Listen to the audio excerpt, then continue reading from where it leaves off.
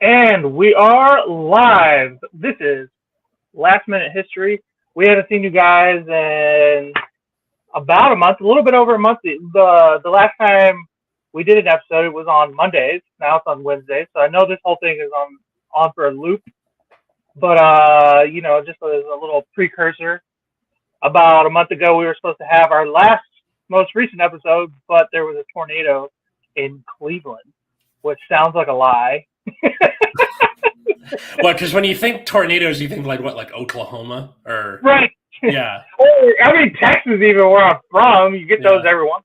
At least where I'm, like, in the part of Texas I'm from, you get them every once in a while. But there are parts of Texas where you get them all the time. But yeah, no, there's a guy that lives at the end of my hall in my apartment, and he's 65 years old. He's lived in Cleveland pretty much his entire life. And he said he's never heard of a tornado hitting Cleveland. Maybe South Ohio, which is a part of like Tornado Alley, but never Cleveland. Okay, so that's like when about a year ago we had a hurricane in Los Angeles, which is where I'm from, and that's not common at all. Yeah, because the Pacific is kind of cold, right? It's kind of cooler, I should say. Yeah, our part of the Pacific is we're further away from the equator, so the water's colder. Yeah. I didn't think about that actually. Yeah, we don't get hurricanes. So it's either climate change has some validity to it, or I'm gonna say something crazy here. The Russians are fucking with the weather.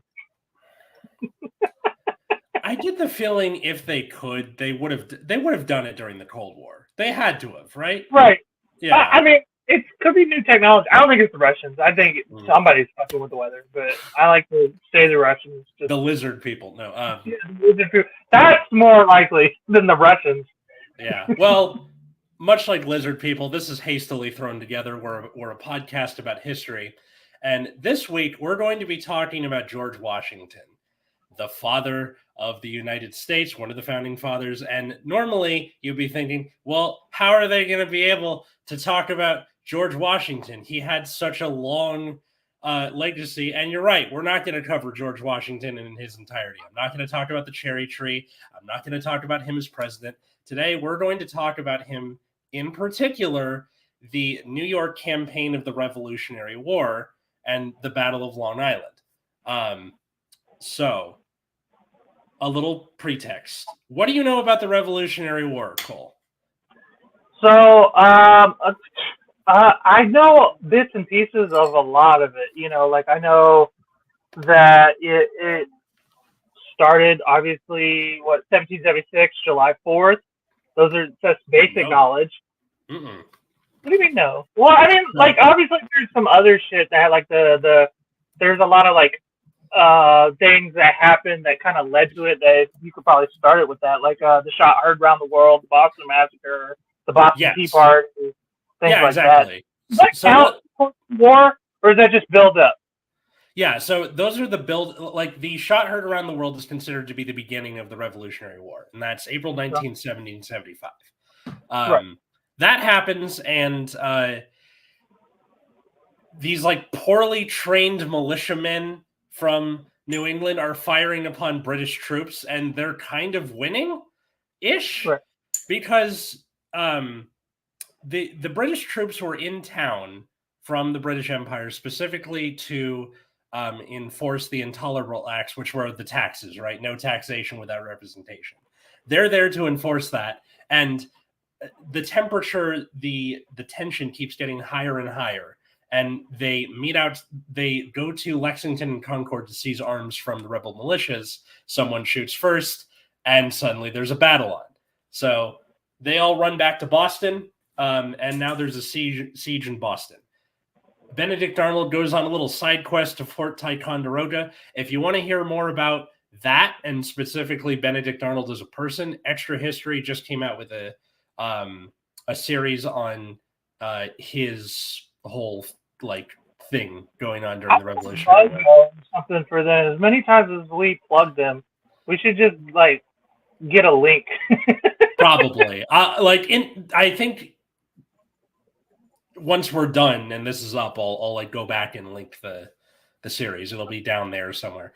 But he goes up to Fort Ticonderoga near the Canadian border with Ethan Allen, and they like take over this fort that's barely held.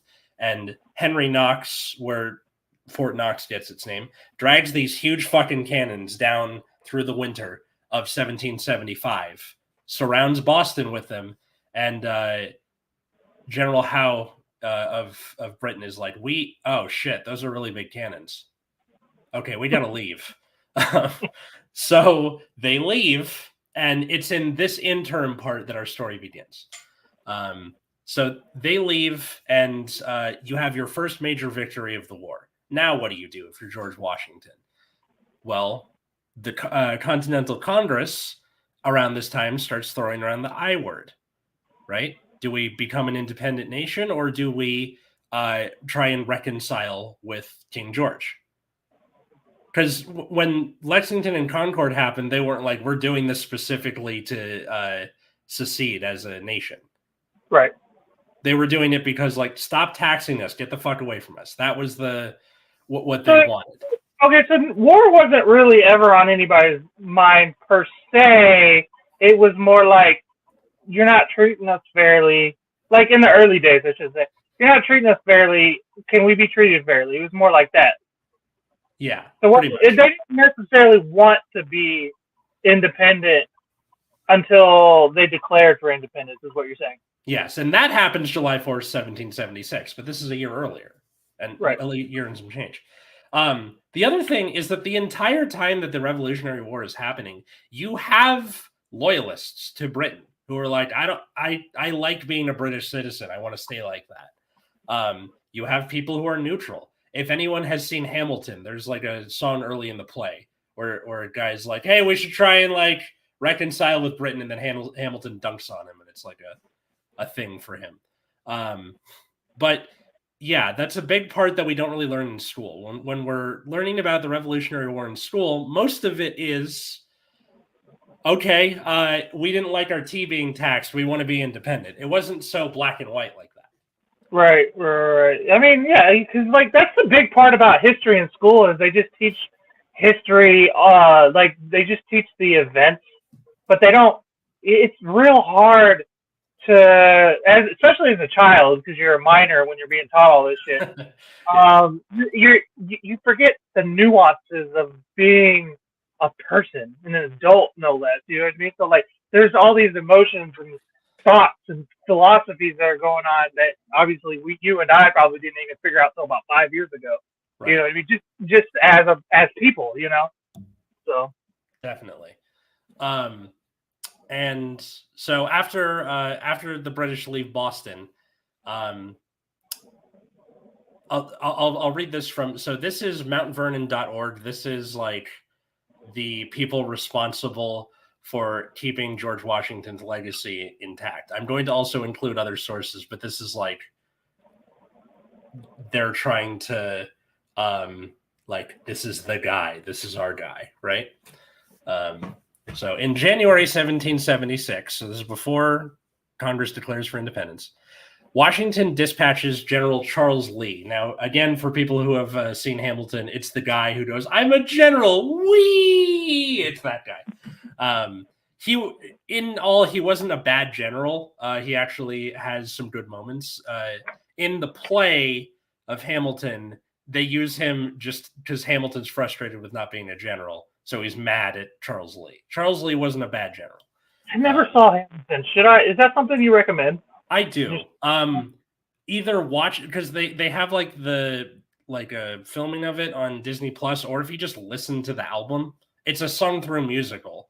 So you get the whole thing just by listening. Right, which is kind of what threw me off. I thought it was just some weird shit for chicks. I didn't even know what it was. Yeah. Like that, it's its own can of worms. But I'm just bringing up the Hamilton references because for a lot of people, how they understand the Revolutionary period nowadays is through Hamilton, because so many people have seen Hamilton. Okay. So yeah, January 1776, Washington dispatches Charles Lee to New York City and plan for the city's defense. Now, Washington figured after the British left Boston, they're probably going to come back for New York. New York was a huge city even back then.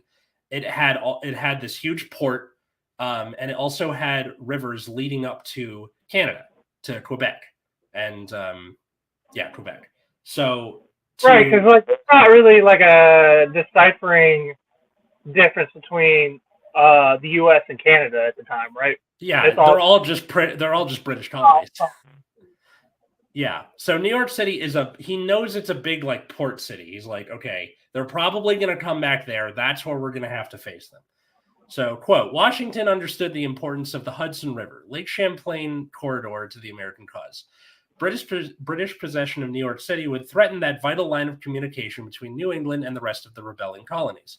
By mid-April, after Lee had worked with Washington to devise a multi-layered plan in which troops would be stationed and ready to fight in different parts of the city, Continental soldiers began to leave New England for New York. So he sends Lee ahead of him, and he's like, look, the British are probably going to go there. Start getting people in place, okay?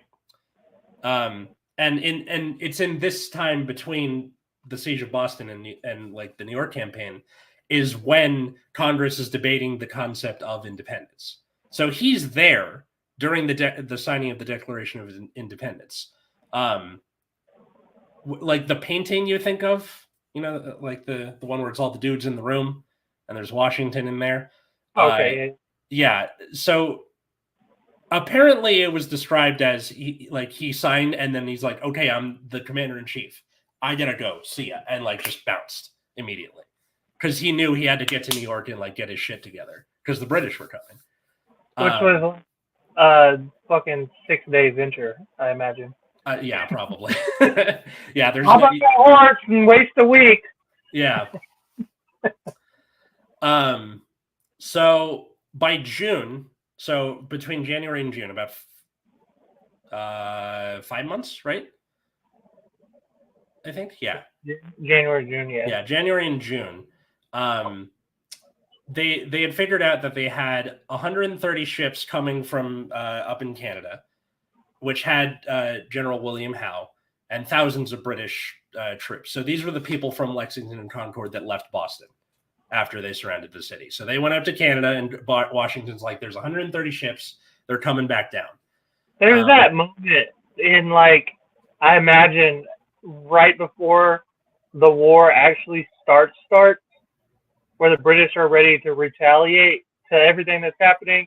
It kind of reminds me of that scene where Anakin Skywalker like chops off Mace Windu's arm, and he's just like, "What have I done?" That's what when you start seeing those British ships come up, you're like, "Fuck!" Oh shit, yeah. Because the siege of Boston, like that was a huge win.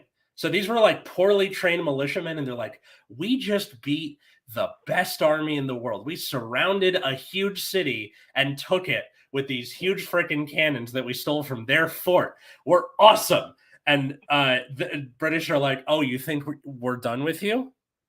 Oh, that's how it's going to be."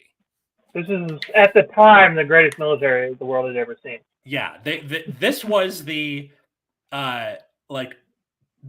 Patriots were about to get the found out phase of the fuck around and find out. The fuck around, now we're finding out. Yeah. So you can say whatever you want on paper, literally. Yeah. But when it comes time to pay the Pied Piper. Mm-hmm. So Washington requested that Massachusetts, quote, not lose a moment's time in sending forward the militia of your province. So he's like, let's go. We got to get people in place in New York. I know they're going to go there. And though he wanted the military support, he probably couldn't get as many reinforcements as he wanted, right? Continental Congress, because they're not technically a real state yet, most of how they're going to pay their soldiers is like, please, just stay in this until we win. The rest of it is going to be like army bonds, which are like, okay, we'll pay you eventually. This is how I imagine why American like culture is the way it is, especially with like the more redneck side of the country, where we're so hard headed and we're just America. We can do anything because like that's who fought that war and that's who birthed children. It up until this decade, until this today, those are our great grandparents. So yeah, like there is a special middle finger energy to Americans, and it's because of not just like the actual war, like the people who have fought in it, but the legend that comes from this entire war. The winning part too, especially. Yeah, because it's like these poorly trained militiamen. I'll bring up Baron von Steuben near the end, but the like these poorly trained militiamen who are going against the greatest army in the world, and somehow they won. Like the underdog story runs deep in the veins of the American understanding. Which the more I've read about it too, like this is another little side bit, but like we technically only won the war because the British realized that it would have just been more profitable to just sell us exports rather than to fight a war that was too expensive for them to fight anyway. So they just more or less just pulled out of the war. Yeah, and like Washington's use of Fabian tactics, which are it's guerrilla warfare, cut off supply lines, don't fight unless you have to, always fight on favorable ground, defensive positioning, all that stuff. Like always your mercenaries. And yeah, so it's weird. But I think America. Yeah, Native Americans came in handy. I'm sure they were. That's kind of like mercenaries. Yeah, and like we're making the same mistake too. Before we're even a nation, we're not paying our mercenaries. Now the idea is, please just do this so we can become a nation and become independent, and then we'll pay you, or we'll pay you in land, or whatever the idea was. All right. So on July 2nd, right before on July 2nd, it was independence was voted on, and July 4th is when it went into effect. So the British are coming as we're declaring independence. The British sailed through the Narrows. New. So then there must have been like a large, like I guess it wouldn't really be spies because that technically is their land. So, but there's a lot of like snitches. Oh, there's lots of spies for both sides. Like, once again, another Hamilton reference. Hercules Mulligan was a spy against the British for the Americans. You had a lot of spies on both sides. It makes sense, right? These are both colonists. We had a lot of, I guess, Continental Army spies over in Britain then? Like over there in the UK? I don't think yet. Not yet, I don't think. But the British aren't coming because we declared independence. The British are coming, but also we declared independence. They were gonna come smack us across the face whether it was happening or not. Because of all the other bullshit going on, because of like the Boston Tea Party, like that. Okay. Yeah, so they had King George declared the colonies to be an open rebellion following the siege of Boston. And when independence was declared, as the legend goes, there's a big statue of King George in New York, and they tear it down, pull the head off, put it on a pike, take the rest of the statue to Connecticut, and melt it down into musket balls. Like, that's so bad. if any of the founding John Adams, Johnny Jay, Washington, Ben Franklin, Thomas Jefferson, if any of those people had been prisoners of war, they would have been hanged for treason because they tore down the statue of King George, among other things. Well, had we lost the war, you know how many of our grandparents and shit would have been hung too? So yeah. So yeah, the British come in through the Tidal Strait, separating Staten Island and Long Island on July 2nd. 50 British ships anchoring on Staten Island on July 3rd. Washington Army listened to a reading of the Declaration of Independence on July 9th as the British continued landing the largest British expeditionary force in history prior to World War I. Jesus. So, yeah. Okay. So you said they landed on July 3rd. Yeah. Dude, how tense was that declaration signing on July 4th, the day after? Yeah. You're like looking over your shoulder, like, oh yeah, that's my signature. Okay. Yeah. So They land, and for the most part, like Washington had sent Lee ahead, but they just didn't have the men to cover this entire area, right? Manhattan, Long Island, Brooklyn, Staten Island, all this area they have to cover with let's see, what's the full number here? So you have 10,000 men from the Patriots and 20,000 from the British. So they have double the amount of men that that Washington has. And so once they're there, this is also where you get the part in once again Hamilton, the thing where they're saying 32,000 troops in New York Harbor. This is around that time. So Washington suffered from a lack of intelligence on British activity in and around New York. It was a very loyalist-heavy area.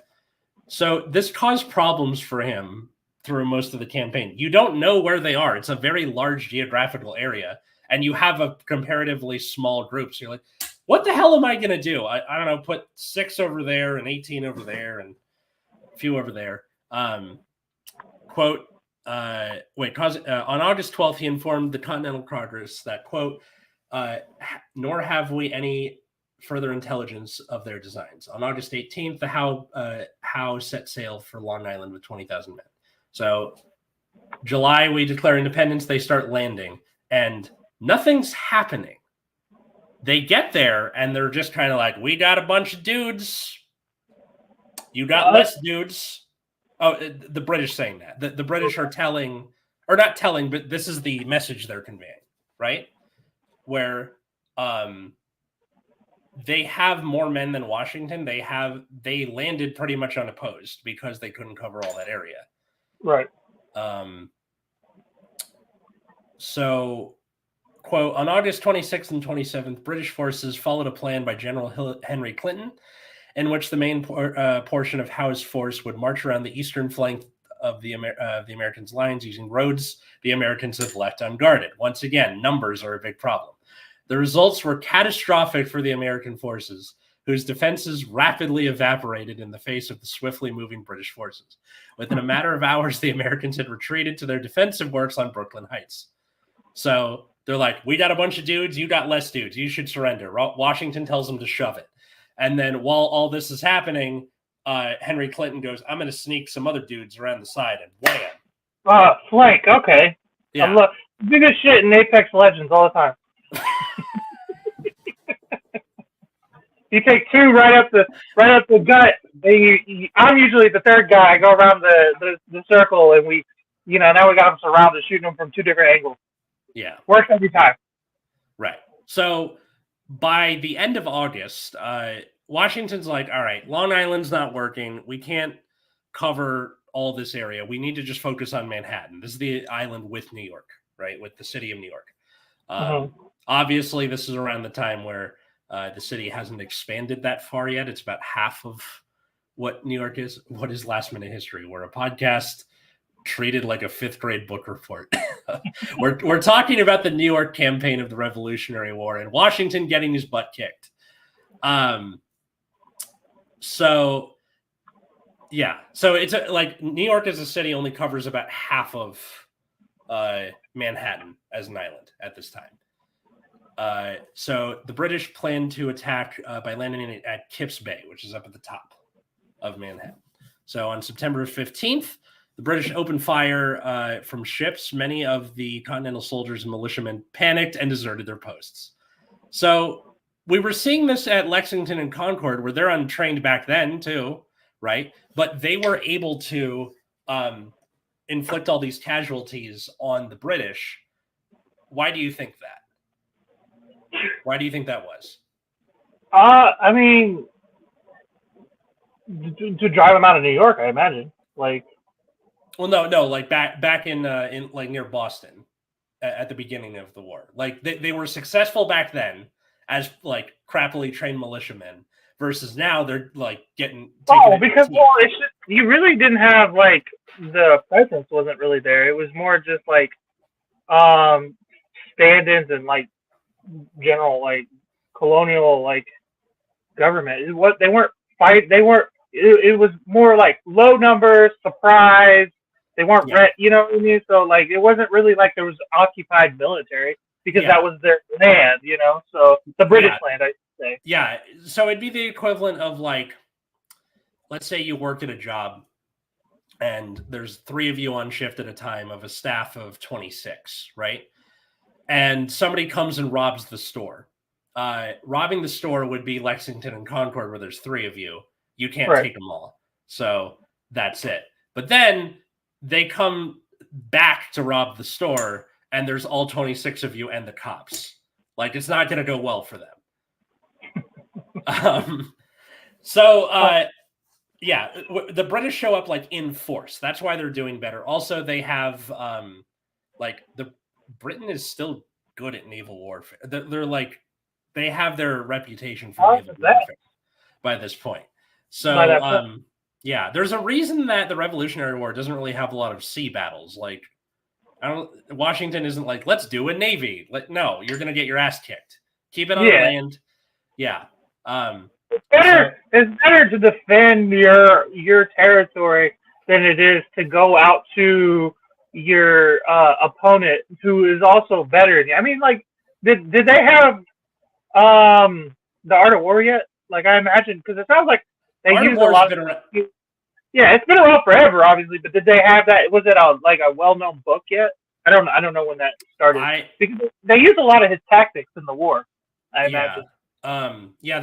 So it mostly comes from a guy named Fabius, who was a Roman general in the Punic Wars, and like I said, it's guerrilla warfare. Silk Road and all that shit. Gotcha. Yeah, we're like, you're not like fully like, the guy has twice the amount of numbers you do, so make it the most annoying thing in the world to fight you. The British show up at Kips Bay, so at the top of Manhattan. Washington managed to galvanize troops the next day on Harlem Heights, and he like got a little bit of success. He forces back some British light infantry. It didn't really end up mattering in the end, but it was really good for morale, because as soon as the British land in New York, they start kicking ass, right? They're like, I kill thousands of you here. I've landed unopposed. These are all my dudes. Here's my giant ships. Go fuck yourself. And but Washington being like, we're the underdog, and we managed to push back 3 of their divisions. Don't count us out of the fight yet. So in October, the British naval vessel sailed up the Hudson toward Westchester County. By the 12th, American forces in Westchester County stymied the British advance at Throg's Neck. After this, Washington and Howe withdrew all their respective forces that remained in Manhattan to join in Westchester. So the British are like, okay, you're going to Harlem, we'll go the other way. So they go around the other side of Manhattan and go that way. So on October 18th, 3 miles north of Throg's Neck at the Battle of Pell's Point, the Americans killed approximately 200 British regulars and Hessian mercenaries. That'll come up in a bit. Washington is like, all right, let's try somewhere else. He goes north to White Plains. So this is like upstate New York nowadays. And General Howe gets there with about 14,000 dudes. Roughly half of these are Hessians. So half of his force is mercenaries. The reason that the Continental Army has managed to stay together is that they're fighting for their home. We live here. We don't want the British taking over. The British are like, well, they owe us money. Let's go get them. And the Hessians are like, the guys who brought us here owe us money. Pay your mercenaries. Pay your mercenaries. Now, granted, it's going to be varying differences. The Continental Army, you're fighting for your home, which is that riles you up. Where the British Army, other than maybe the high-ranking officers and generals and commanders and whatnot, the soldiers are like, man, this is some more rich people versus poor people. Yes, we're poor. We don't really want to be here. My wife is on the other side of the fucking world, so you know what I mean. That's got to be a varying already. Just 2 different kinds of people fighting, So yeah. So the Americans and the Hessians fought first in White Plains.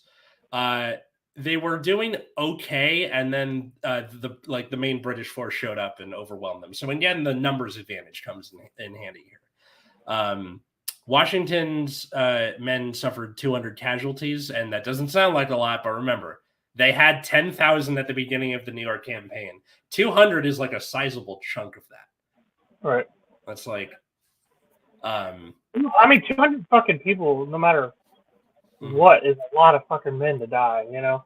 Yeah. Like, so after that, they go back to Manhattan. Again, this is where the port is. This is where the big city is. In the end, we're going for this. Washington, God, I lost my place. Hang on. So he goes against like defending this fort that he had that was called Fort Washington to make it perfectly confusing. He gave some of that space to Nathaniel Greene, who's like one of his rivals, and it proved bad for him because in November, British and Hessian forces attack Fort Washington, where Nathaniel Greene is, and force them to surrender, meaning they capture a major general. So they capture like an important guy in the Continental Army. So in the guys robbing the store metaphor, if you flip it, it's it's like they capture a manager, right? Like it's someone important. And this is early in the war too. Yeah. Like this is the first couple battles. Okay, I didn't hear about this. Yeah. So Nathaniel Greene, like it's one of those things where if you read up like about the troop movements and stuff, I'm not doing the troop movements, it's too complicated, but like Greene is everywhere. Him, Horatio Gates, Charles Lee, all of these guys are super important, and we don't like you mostly just get Washington is the guy. Washington was like the wild card too. Like he was always doing some crazy shit. Like, definitely. Just shit that people wouldn't normally do. So this is where it gets fun, I imagine. Yeah. Another thing about the landing that I forgot to mention is so I skipped this, but back in July, Howe attempted to open negotiations with the Americans. So back when they're like standing there being like, we got more than you should surrender, and like building up their nerve and building their strength, he sent a letter to Washington delivered by a lieutenant who arrived under a flag of truce. So he's got a white flag, and he's like, I got a letter. Read the letter. Don't shoot me. And it was addressed to General George Washington Esquire. George Washington was appointed the commander-in-chief of the Continental Army by this point. This is like a fuck you to Washington because Howe is not addressing Washington by who he's been appointed as. They're doing it as a way to demoralize them? Well, not just kind of emasculate them. It's like a power play. We never learned not to piss off a redhead after all the Irish people, huh? Yeah. Because to those who didn't know, Washington was a redhead. Yeah. Yeah. So the lieutenant gets met by Joseph Reed, who had hurried to the waterfront. Washington sends a guy for him. And he gets accompanied by a couple other people. And Washington asked his officers whether it should be received or not. And this is something you hear a lot about Washington as a person, is that he's really good about like listening to other people and taking on their ideas. That's part of the reason the president has a cabinet, is because he wants these secretaries around him who can tell him like, fuck you, you're making a dumb decision. So it's like in the DNA from the get-go. As it did not recognize his rank as general, and they unanimously said no. They're not addressing you by general. They can go suck it. Well, that was the whole thing with the War of 1812 too, is because 40 years after the Revolutionary War, the British were still like, we don't recognize you as your own thing, you know. So yeah. like, the British were like that for a long time, really probably till World War II. Until we bailed their ass out. You're welcome. Right. So I handed to them by the Germans. Yeah. So Reed told the lieutenant that there was no one in the army with that address. God, what a response, right? This is addressed to General Washington Esquire. There's no one here named General Washington Esquire. Try again. So on July 16th, Howe tries again. This time with the address George Washington Esquire, etc., etc. So he's trying to kind of okay, fine, you're a general, but I'm not going to say it. The British are still sassy. The snark is real. So it was again declined. Go fuck yourself. Address me by general. The next day, Howe sent Captain Nisbet Balfour to ask if Washington would meet with Howe's adjutant face to face, and the meeting was scheduled for July 20th. So he's like, "Look, I'm sorry about addressing you as Esquire. Can we please just talk about this?" Howe's adjutant was Colonel James Patterson. Patterson told Washington that General Howe had come with powers to great pardons. So basically they're saying, if you call this off now, you can get a pardon. Right? And Washington said, quote, "Those who have committed no fault want no pardon." That's a power statement right there. Yeah, where they're like, look, I haven't done shit yet, is what he was saying. If you admit you were wrong, we'll pardon you. He's like, I haven't done anything wrong. Go away. So Washington's performance during the meeting was praised in many parts of the country. I'm sorry I skipped that when we were back there. I think that's important. We need to get back to that, man. We just need somebody who knows what they're talking about. It ain't gonna take no shit from nobody. We need to get back to that, because otherwise, we need it because we're about to be in World War III. So yeah, anyway. I mean, you have that story of Winston Churchill, where there was the woman at a dinner with him, and she was like, "Winston, if you were my husband, I would poison your drink." And he goes, "Madam, if you were my wife, I would drink it." Just the kind of sass. Winston was a badass Brit. Yeah. I ain't gonna lie. He was a good one. Yeah, but that's that level of comeback that Washington had, where it's if you admit fault, we'll pardon you. He's like, I didn't do anything wrong. Now, that doesn't sound as cool when I say it that way, but those who have admitted no faults, or those who have, Yeah, it's all about the panache and how you say it, but that was the general meaning, is go fuck yourself. Yeah. So after that meeting, that's when the battles begin in earnest, and Washington is just getting his ass flattened from Manhattan to Harlem to back to Manhattan to White Plains to back to Manhattan, and he's losing over and over and over again. So after all this is where this often gets painted over when you learn about this in history class, because they go from Boston to crossing the Delaware. You have that picture I sent you? Did I? You must. Yeah, you might have sent it. That was a while ago. This was about a month ago when we were planning the episode. But when you think of the picture, when you think of George Washington as a guy, one of the pictures you think of is him crossing the Delaware, which is this famous scene, and this is where we're getting to. So all of this is going on until Christmas Eve, 1776. I love this story. Christmas Eve, 1776. They've been through the ringer, man. The Continentals, they've lost all these battles that I've talked about. They have just suffered a defeat at the hands of the British, but they're stationed about 5 miles away from a few thousand Hessians. And like I was saying, the Hessians are these mercenaries from what is today Germany. And they're getting wasted because, woohoo, we just beat up the Continentals and we're getting paid. Let's get wasted. So it's Christmas Eve and they're getting drunk, and Washington's like, let's go get them. So he and his forces getting these boats, and they cross the Delaware River. Now you can see put the picture up again. Sorry. You can see in part of it, you have enslaved peoples that are kind of down on the bottom there. You have various different civilians, all these people helping Washington and his forces get across because the river is frozen. Okay, you can take it down now.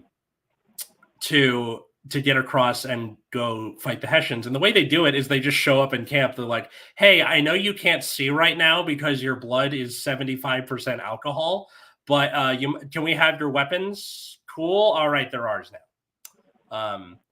And that was a signal to both the Continental Congress and the British and the civilians of the colonies that the fight wasn't over. Washington may have spent 6 months getting his ass kicked all around the state of New York, as New York as a state does to most people. But never before has an army taken so much damage and lived to fight another day. And I think that's what makes the story of the American Revolution such an interesting topic. Yeah, because it's more of like a Rumble in the Jungle, Ali versus George Foreman situation, where we kind of just took our beating early on and just lasted until the opposition, the much better, not better fighter, but just the stronger fighter, just was tired of the fight, you know. Yeah, we rope-a-doped the British. Rope-a-dope. Float like a butterfly, sting like a bee. Yeah. So I hope you guys all enjoyed this episode. Now, if you want to find out more about the Revolutionary War, there is an oversimplified video about the Revolutionary War. Like I said before, Extra History and their series on the attack on Quebec and Benedict Arnold just finished premiering. I'll have both of those linked down here. But it's definitely something you should check out more because it's very interesting and chaotic as hell. So, yeah. Anything you want to add to that, Cole? I really like the idea of like the rope-a-dope over the American flag as a merch idea. Rope-a-dope over it's a picture of George Washington crossing the Delaware. Or he's got the boxing gloves under the flag and he's like beat to shit, but he's just like rubbing it. Like there's that, and I'm trying to think of something to do with Pay Your Mercenaries. So yeah. Get to it. I just got my first YouTube check today. Woo, so that's awesome. So working on probably gonna be putting out like merch and stuff like that in the new year. That's a little early to be talking about the new year, but that's probably when we'll get around to it. That's cool. So yeah, if you want to suggest topics for future Last Minute History episodes, please comment below, whether you're watching this on Generation Dan's channel or Cole's. We'll see them. Either way, if you are wondering what we're doing next time, we actually have it planned, and that is Bonnie and Clyde were in their 20s.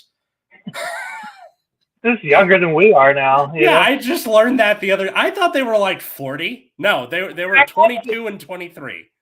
I mean, that was 40 back then. So yeah, cigarettes will fuck you up hard. But yeah, so we'll be talking about Bonnie and Clyde next time. Get excited for that. You can follow. Well, they're also always depicted as a little bit older whenever you watch a movie or something about them. Like they always seem older. Yeah, because like first off, that's just like Hollywood in general. We're like, oh, they're teens or early 20s. We gotta have them be played by a 35-year-old. That's probably what it is. There's that, and then there's the movie with Warren Beatty and Faye Dunaway, where they were like late 30s when they were playing those characters. I think that's what I was referencing. Yeah. So. But I'm excited. I mostly wanted to do it because I watched a showing of the musical of Bonnie and Clyde, and I was like, I should look at this story again. Fuck you, I like musicals. It's just like real life Romeo and Juliet, but with like dumber. A little light, it's so much dumber. Like machine guns, bank robbery. Mm-hmm. So. But yeah, I can't wait to cover it. All right, so if follow at Generation Dan anywhere for my other podcast, also called That with Dino the Generic Marvel. Follow me at Atlas Novak in pretty much anywhere. And then I have another podcast, Nexus at Night, which is about the trading card game Card Fight Vanguard. Go check that out if you feel like it. How about you, sir? Generation Dan. Sorry, I'm on it today. I'm so like just not paying attention because it's been so long since I've done this. But yeah, you could catch me out every Tuesday with our good buddy Dino the Generic Marvel. Marvel on Hammered and Cheese, where I like to get drunk and cook, and Dino usually makes fun of me. You can catch us every Wednesday doing this, or every other Wednesday. I'm sorry. Now, because it used to be Mondays, so you know, Yeah. if you're past Yeah. marker. We had to move it because of like job stuff for me. Sorry, guys. Yeah.